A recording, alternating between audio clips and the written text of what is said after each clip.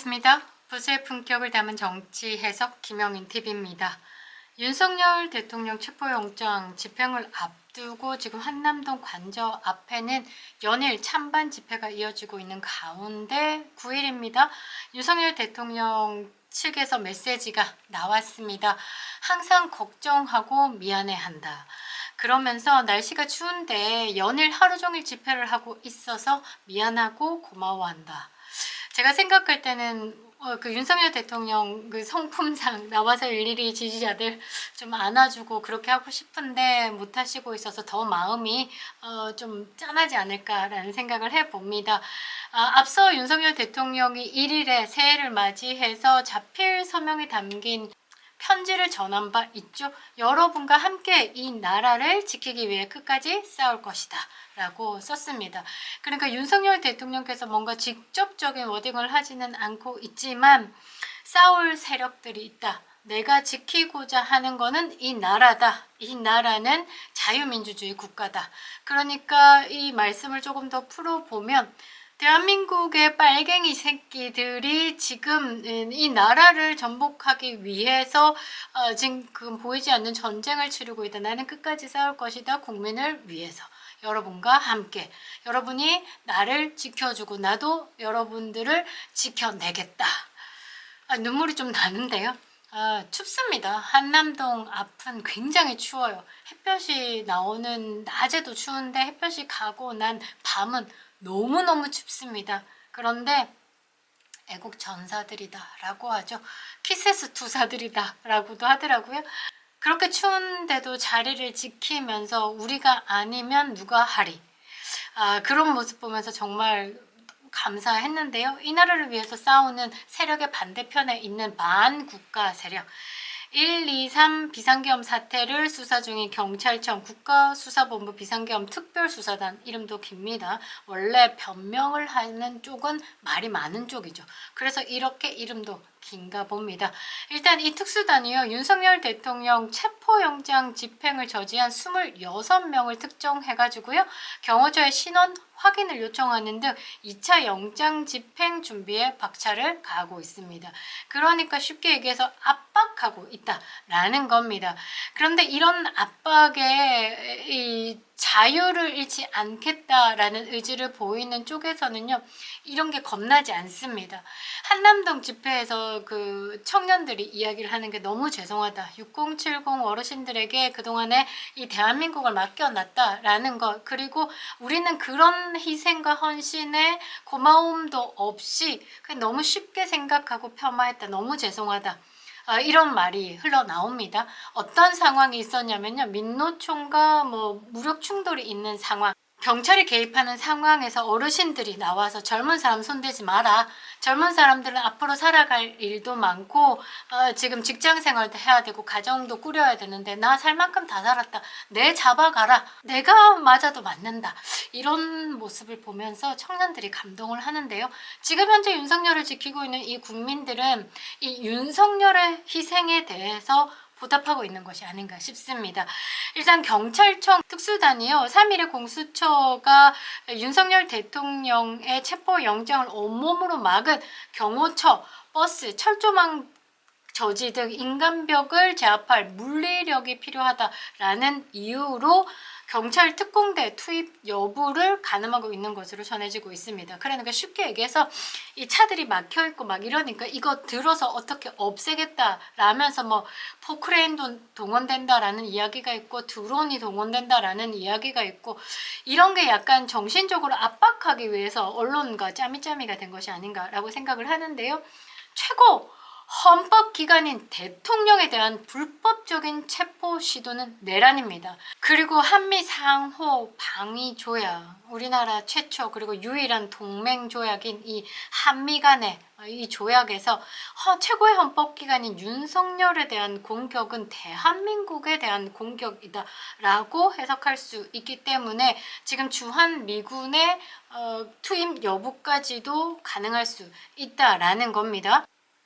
이 방위 조약에서 조금 지켜볼 만한 게 뭐냐면 안전이 외부로부터 무력 공격에 의해서 위협받고 있다고 인정할 경우 언제든지 양국은 협의한다라고 되어 있습니다. 그러니까 중국의 공산당의 세력을 등에 업은 지금 민주당이 윤석열 대통령에 대한 무력 공격을 가할 시 이것이 인정이 될 시 한국에 주둔하고 있는 미군의 개입은 당연히 이루어진다라는 겁니다. 트럼프의 조력자가 지금 현재 민주당은 중국의 공산당을 등에 업었다라고 직접적인 워딩을 했습니다. 심각하게 볼 것이다 라는 거죠.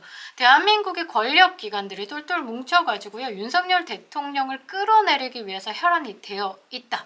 국수본뿐만 아니라 검찰 조직도 마찬가지입니다. 김용현 전 국방부 장관의 대리인단이요. 검찰의 공소장을 두고 뭐라고 얘기했냐면 수사기관의 오답노트다 라고 비판을 했습니다. 나라가 미쳐 돌아가고 있는 상황에서 속속 제보가 쏟아지고 있고 또 사실관계가 이제 펼쳐내지고 있습니다.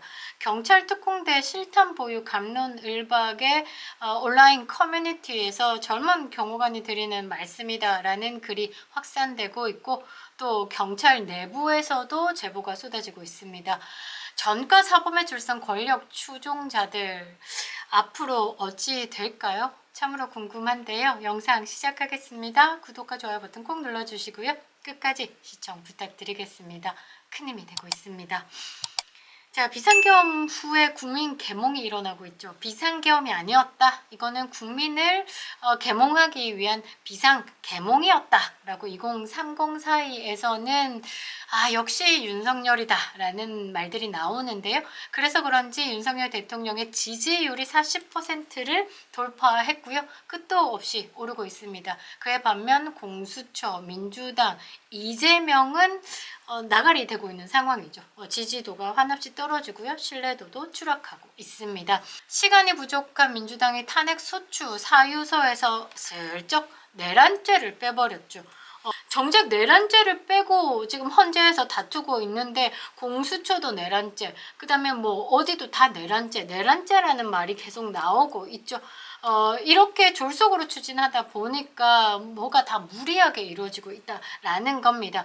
일단 이렇게 내란에 대한 혐의를 더 씌워서 수사를 하겠다라고 하는 건 대통령을 정치적으로 제거하려는 정치 세력이 주도한 실질적 내란이다라는 것이 증명되고 있는 것입니다. 우리 국민들도 이제 눈에 빤하죠.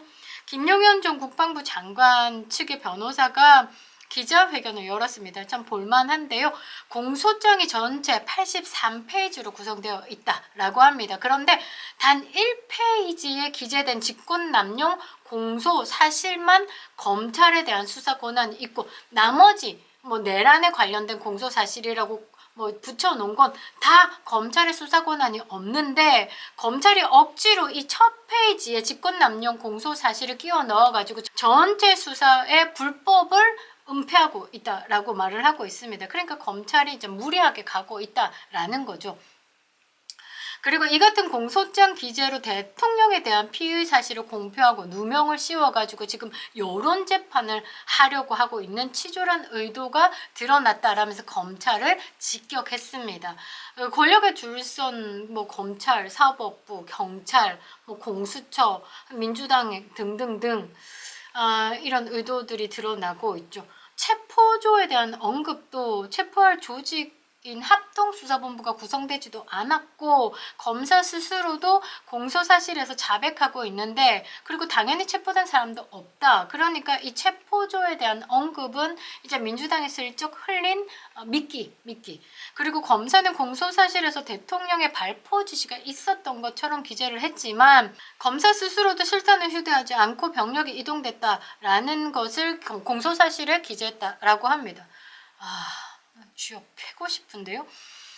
추미애가 그랬죠. 김용현 전 국방장관이 탱크로 국회를 밀어버려라 허위선동했는데 정작 탱크가 이동한 적이 없습니다. 저도 내란 비상계엄하는 그날에 그런 사진을 받았었는데 그거는 그 국군의 날 때 시가 행진했던 사진이다라고 합니다. 그러니까 정작 김용현 전 국방부 장관의 공소장에는 장갑차, 탱크 등 장비에 대한 언급이 전혀 없습니다. 그러니까 이게 뭐냐면 대통령의 비상계엄 상황에서 조금 더 긴박함을 주기 위해서 장갑차, 탱크 이런 것들 장비가 동원돼야 되는데 사실은 안 동원됐잖아요. 그러니까 이거를 매우 아쉬워하는 민주당이 지금 허위사실을 유포하고 있고 선동하고 있다라는 겁니다. 왜 이러냐면요. 이 사람들은 성공을 시켜야지만 이 땅에서 꿀 빨고 살 수 있는 기생충이기 때문이죠.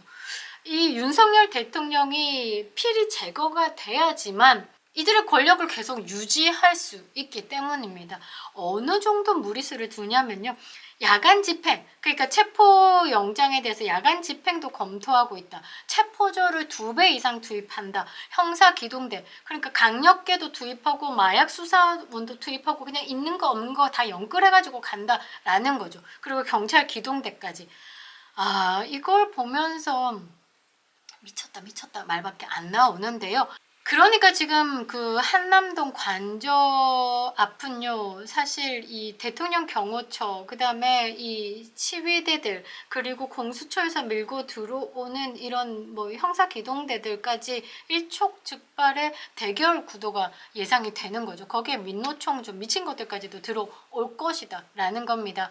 이런 상황에서요, 9일입니다. 젊은 경호관이 드리는 말씀이다 라고 지금 글이 확산되고 있는데, 공수처 검사님, 그리고 수사관 여러분, 경찰 여러분, 경호처 젊은 직원으로 한 말씀 드린다. 국민 절반이 의문을 품는 무리한 영장 발부와 집행을 실행하시는 이유가 무엇이냐라고 묻고 시작합니다. 그러면서 영장의 책임자인 부장검사에 대해서 뼈 때리는 물음을 던지는데요. 정녕, 마음속에 1% 애매함, 부끄러움이 없나요? 라고. 정말 100% 합법이고 정당하고 국민 통합적 판단이라고 자부하시냐라고 묻습니다. 와, 이건 뭐 쥐구멍에라도 들어가고 싶은 마음이지 않을까 싶은데요. 공수처라는 조직 운명과 성과에 대한 욕심으로 무리하게 관할의 논란이 있는 유리한 곳에 영장을 발부받고 집행해 스포트라이트를 받고 영웅이 되고 싶으신 건 아니냐. 그러면서 경호관들은 맡은 바 임무를 다할 뿐 탄핵 심판 중에도 현 대통령은 경호 대상으로 더군다나 흠결과 논란이 있는 영장의 집행을 위해 한 국가기관의 직무유기를 강요할 수 있는가? 그러니까 경호관은 끝까지 대통령을 지키는 업무를 수행하겠습니다. 왜 우리를 범죄자로 유도하냐? 왜 우리가 공수처와 공조본의 먹잇감이 되어야 하느냐? 왜 우리를 진압의 대상으로 만들고 여론을 호도합니까? 이게 민주주의입니까? 라고 재차 물었습니다. 와, 박수가 막 절로 나오는데요. 얼굴 한번 뵙고 싶습니다. 그러면서 국가 권력기관 하나가 살고자 일부 여론을 방패 삼아 소수와 약자를 짓밟으며 온갖 정의로운 척은 다 하고 있습니까? 라고 꼬집었습니다. 그러면서 윤석열 대통령에 대한 경호가 경호처의 존재 이유다. 경호처는 윤석열 대통령을 경호하기 위해서 조직된 집단이다. 우리의 업무는 니네들과 상관없이 윤석열 대통령을 안전하게 보호하는 게 업무다라고 강조했습니다. 그러면서 국민이 보고 있다. 정당하게 발부받은 영장이라면 대충 얼버무리지 마라. 100% 정당하게 준비해서 집행하라. 아니잖아, 너네들 정당하게 집행한 거 아니면서 왜 국민을 속이냐라고 하는 거죠. 그러면서 역사와 국민이 심판할 것이다. 우리는 끝까지 주어진 소임을 다할 것이다. 우리 경호관들은 모두가 처장이고 차장으로 모두가 리더다. 지휘부를 무너뜨린다고 무너지지 않을 것이다 라고 다짐했습니다. 1월 10일 오늘입니다. 박종준 경호처장이 경찰에 지금 조사를 받으러 간 상황에서 뭐 거기서 구속을 할 수도 있다라고 엄포를 놓고 있는데, 그렇게 되면 밀란이 일어나지 않을까라고 싶기도 합니다. 경찰이요 특공대 투입 여부도 검토 중이다라고 하지만 실제적으로 투입은 어려울 것으로 예상되고 있습니다. 경찰이 이런 식으로 지금 여론을 호도하고 있는 것이 아닌가. 5일에는 전국 경찰 특공대 총동원령을 내리기도 했고요. 경찰의 가용 자산을 모두 동원해서 강제 집행에 나서야 한다라고 언론을 이용하고 있지만 실제적으로 투입은 어려울 것으로 보입니다. 왜냐하면 이게 기관과 기관 간의 선을 넘는 행위이기 때문에 내부에서도 반발이 분명 있을 것 같은데, 이와 관련해 온라인상에서도 경찰 특공대 카톡 유출이 스크린샷 한번 띄워 드릴 건데요. 경찰 특공대로 보이는 대화자가 장비를 대테러급으로 준비하는데 실탄도 챙겨간다라고 하면서 한남동 관저 집회에 참여하고 있는 지인에게 보낸 카톡. 이거는 저는 진실로 보고 있습니다. 근데 일각에서는 가짜뉴스라고 반발을 하기도 하는데, 경찰 내부 사정에 정통한 소식통은 이렇게 전합니다. 경찰 특공대도 작전 투입 시 실탄을 가져가는 건 맞지만 장전하는 건 차원이 다른 문제다.